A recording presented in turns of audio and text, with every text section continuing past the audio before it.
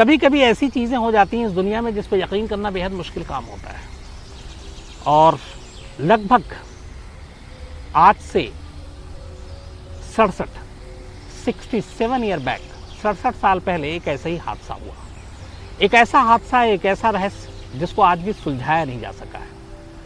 बात जुलाई 1954 की है।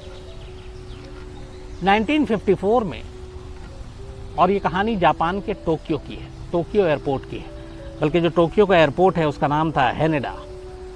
तो दोपहर करीब 12:30 बजे यूरोप से एक फ़्लाइट आती है टोक्यो के हैनेडा एयरपोर्ट पर। फ़्लाइट लैंड करती है, पैसेंजर एक एक कर उतरना शुरू होते हैं। पैसेंजर की सारी तलाशी ली जाती है, उनके डॉक्यूमेंट्स, पासपोर्ट, वीज़ा सब चेक किए जाते हैं क्योंकि इंटरनेशनल फ़्लाइट थी। तो एक एक कर सबकी जांच की गई। तभी उसी फ्लाइट में से एक शख्स ऐसा उतरा कि हैनेडा एयरपोर्ट के जो काम करने वाले कर्मचारी हैं, वहाँ के ऑफिशियल हैं, इमिग्रेशन काउंटर पर एक शख्स का जब पासपोर्ट हाथ में लिया तो वो चौंक उठा। उसको बरसों से एयरपोर्ट पे उसकी ड्यूटी थी और वो डेली सैकड़ों मुसाफिरों को देखता था, उनके पासपोर्ट देखता था, वीज़ा देखता था।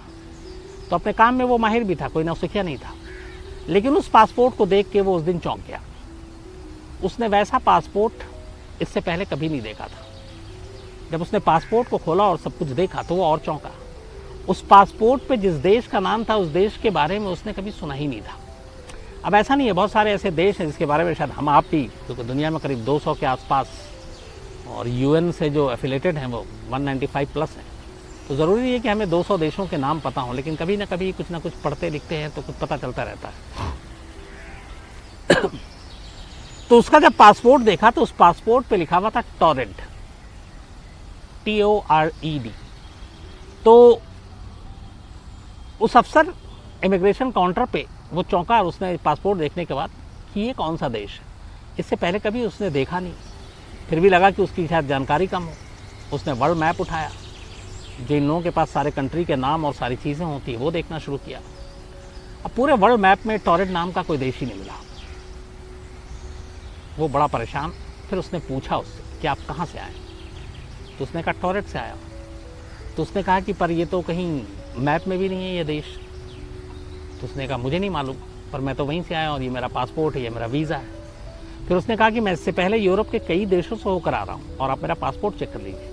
अब उस अधिकारी ने फिर से पासपोर्ट चेक किया और उसमें वाकई देखा, उसने यूरोप के कई देश के अलग अलग वीज़ा थे उस पर, और बाकायदा उसमें इमिग्रेशन आने और जाने की सारी मोहरें थी, और वो सारी रियल और ओरिजिनल थी। जो वीज़ा थी वो भी ओरिजिनल थी। लेकिन ये सारी चीज़ें देखने के बावजूद उस अधिकारी के मन में ये था कि आखिर उसने इस देश का कभी इससे पहले नाम सुना है कि क्यों नहीं सुना।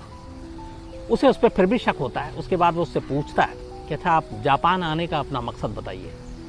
तो वो शख्स कहता है कि मुझे जापान में एक बिज़नेस के सिलसिले में आया हूँ और इस कंपनी के कुछ लोगों से मेरी मुलाकात है। कंपनी का नाम बताता है और फिर उस होटल का नाम बताता है जहाँ उसने ऑलरेडी पहले से उसने कहा कि मेरी बुकिंग है, मुझे वहाँ जाकर अभी चेक इन करना है। जब ये सारी जानकारी दे दी लेकिन फिर भी वो अफसर कन्विंस नहीं हुआ, तो उसने अपने सीनियर अफसरों को इसकी खबर दी और बोला कि एक शख्स आया, उसका पासपोर्ट ये है, लेकिन वो देश कहीं मुझे दिखाई नहीं दे रहा दुनिया के नक्शे पर, और अजीब लग रहा है। सुरक्षा अधिकारियों ने कहा कि उसको अलग से लेकर आओ।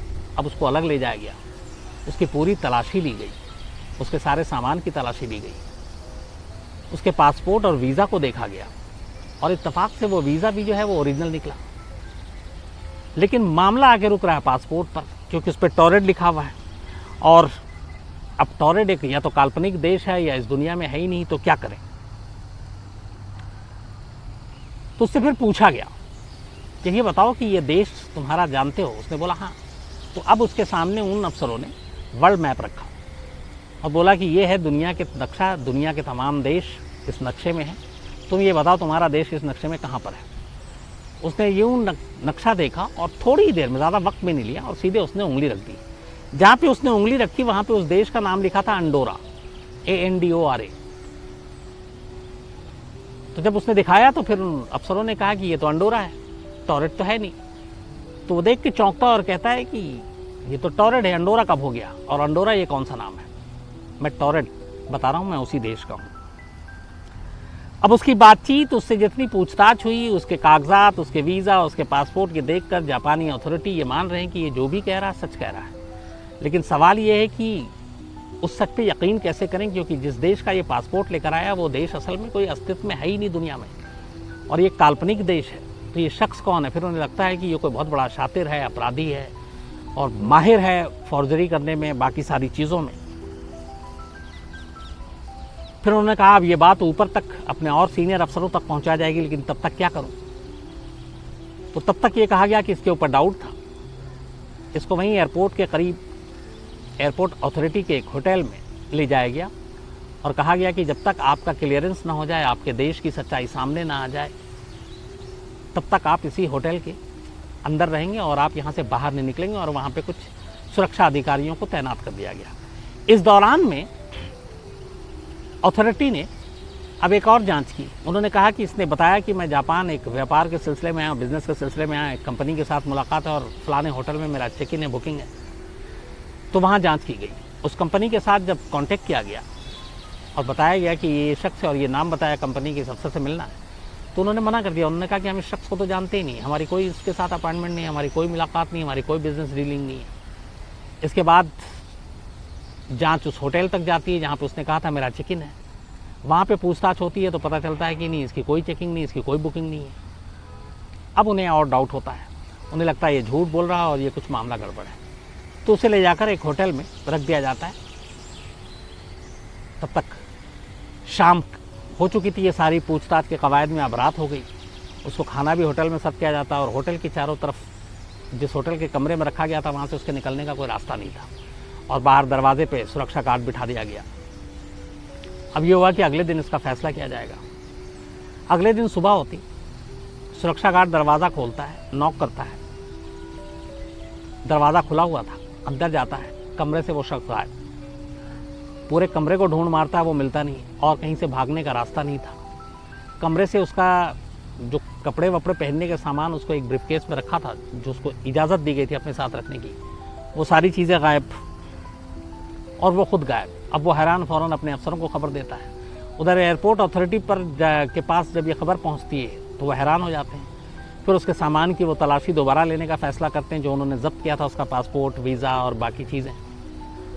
जब वो लॉकर रूम में जाते हैं और उन चीज़ों को निकालने के लिए, तो हैरत अंगेज़ तौर पर वो सारी चीज़ें गायब। ना उसका पासपोर्ट वहाँ पे, जबकि वो कस्टडी में थी, लॉकर में रखा गया था, सुरक्षा घेरे के अंदर रखा गया था, उसके सारे दस्तावेज गायब। होटल से वो रहस्यमयी शख्स खुद गायब, एयरपोर्ट अथॉरिटी से उसके सारे पासपोर्ट, वीज़ा, ये सारी चीज़ें गायब। अब हर कोई हैरान कि एक शख्स एक ऐसे पासपोर्ट पे आया जो पासपोर्ट जिस देश का है वो देश इस दुनिया में नहीं है, और वो शख्स जो पासपोर्ट पे वीज़ा और यूरोप के दौरा करने की बात कर रहा है वो सारे वीज़ा ओरिजिनल हैं। लेकिन वो अचानक रात को अपने कमरे से रहस्यमयी तरीके से भरी सुरक्षा घेरे को तोड़कर गायब। उसका सामान जो उससे भी ज़्यादा महफूज जगह पर रखा गया था वो सारी चीज़ें गायब। तो आखिर ये था क्या? इसको लेके जापान में बड़ी कहानियाँ आई, बहुत सारी स्टोरीज छपी। कुछ लोगों ने कहा कि ये एक रहस्यमयी शख्स था शायद, और इस दुनिया का था ही नहीं और आया और गायब हो गया। कुछ लोगों ने अंदाज़ा लगाया कि ये टाइम मशीन का चक्कर है और टाइम मशीन के ज़रिए वो गलती से यहाँ आ गया, फिर उसे लगा कि अब उसका पोल खुल जाएगा, सारी चीज़ें खुल जाएंगी, तो वो गायब हो गया। लेकिन जितनी कहानियाँ थी चलती रही, जांच भी हुई, लेकिन कोई फ़ायदा नहीं। उस शख्स के बारे में कोई जानकारी नहीं मिली।